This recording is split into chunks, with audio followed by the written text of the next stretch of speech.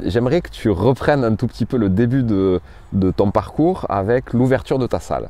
Ouais. Parce qu'avec cette pierre qui est jetée, c'est très symbolique et j'ai trouvé ça super beau. C'est vrai que c'est une référence à un film, donc j'aimais beaucoup Bruce Lee, après il y en a d'autres que j'aimais, mais il y avait un film qui avait été fait sur la vie, mais qui était très romancé sur la vie de Bruce Lee, qui s'appelait Dragon. Et je ne sais pas si c'est vrai ou pas que Bruce Lee avait fait ça, mais en tout cas dans le film, il y a un moment symbolique où il arrive enfin à ouvrir sa première école, il est avec sa femme, et puis il a le local qui est pas du tout prêt à recevoir du monde, qui va avoir besoin de travaux et tout ça, et donc il jette une pierre et il dit que voilà, c'est comme une mare d'eau dans laquelle les ondes vont se répandre, et voilà que ça va venir pour lui résonner presque dans le monde entier et tout ça, quoi.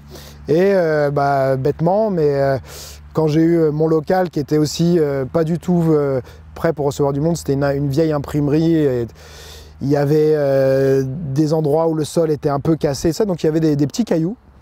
Et j'ai pris une pierre et j'ai refait la même chose parce que c'était une symbolique et c'est quelque chose, c'est un moment qui m'avait marqué dans le film.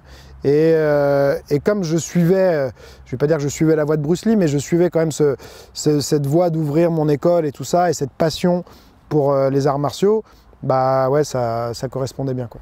Est-ce que ça a été compliqué d'ouvrir cette école, de franchir le cap, d'avoir un endroit? Comment t'en es venu jusque-là? Alors c'est compliqué, plus lié au fait que de mon âge où j'ai fait ça assez jeune. Et c'est un milieu où les gens ils ont du mal à se dire que tu as acquis suffisamment d'expérience en étant jeune et que tu vas enseigner et tout ça. Donc déjà j'ai commencé à donner des cours dans des associations, dans des clubs à 20 ans, donc c'était assez jeune. Tu étais spécialisé dans un... Je faisais le Wing Chun, ouais, donc c'est un style de Kung Fu, c'est le style de base de Bruce Lee, donc il n'y a pas de mystère. T'as vraiment inspiré, quoi. Ouais, il m'a vraiment inspiré. Et donc, si tu veux, il y avait les difficultés liées à l'âge, et après, le reste, ça a plus été, j'ai plus eu du soutien de ma famille et tout ça, et c'est vrai que comme ils étaient commerçants, mes parents, moi, depuis mon enfance, tout ce que j'entrevoyais de faire plus tard, c'était des choses où j'étais à mon compte. J'avais pas de patron, je me voyais jamais employé dans un truc et tout. Donc ça a été... et donc voilà, ça s'est pas fait trop dans la difficulté. Ce qui a été dur, c'est les premières années.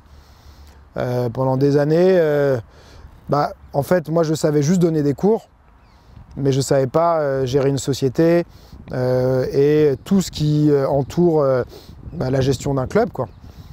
J'ai appris en faisant des erreurs, essentiellement. J'aurais pu aller me former à la chambre du commerce gratuitement sur la gestion d'une entreprise et tout ça, mais il y a plein de choses de base, comme le fonctionnement de la TVA par exemple, quand tu es en société, j'ai mis des années à le comprendre en fait. Mais aujourd'hui, je ne comprends même pas comment j'ai mis autant de temps à le comprendre, mais j'ai mis des années à comprendre. Tu t'es fait accompagner ou tu l'as géré vraiment tout seul? J'ai géré beaucoup tout seul, j'avais une comptable qui me réexpliquait tous les ans la même chose, et ça a mis du temps à rentrer dans ma tête.